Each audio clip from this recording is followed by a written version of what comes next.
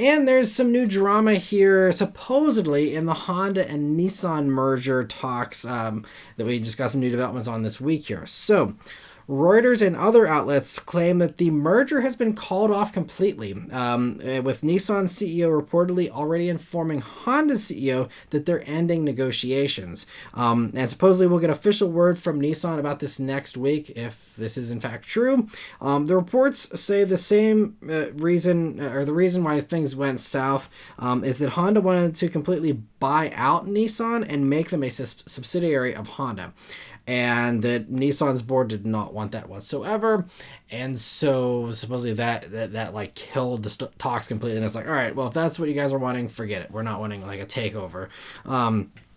But wait, there's more. So Bloomberg's people familiar with the matter are claiming that Nissan may already have a new partner in its sights, or at least an idea of who they want to partner with their report claiming Nissan would ideally like to team up with a company from the technology sector and a company based in the U.S. So I don't know if that U.S. Part is, something just as a reaction to, just the way this administration's been going and maybe them wanting to try and protect themselves there with that. I don't know.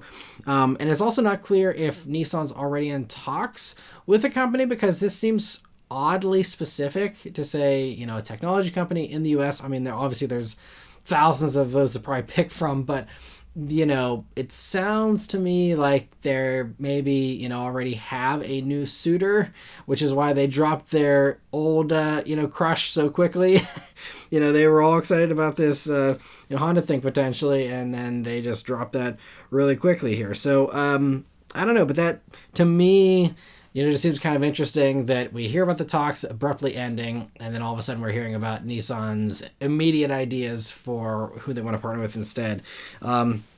So we'll see. We also know Foxconn was really interested in trying to do some type of takeover of Nissan, and the Honda thing was originally branded as like the white knight that was going to save Nissan from a Foxconn takeover, because apparently Nissan, Foxconn was into Nissan, but Nissan wasn't into them. And so, even though Nissan is in these dire straits, they apparently did not want anything to do with Foxconn. Not sure why. But that was kind of the idea there. So obviously Foxconn's based in Taiwan. So maybe, again, it's probably not them if they're talking about a US based company, but, yeah, I don't know who these Nissan sources could be referring to. We'll have to just, wait and see.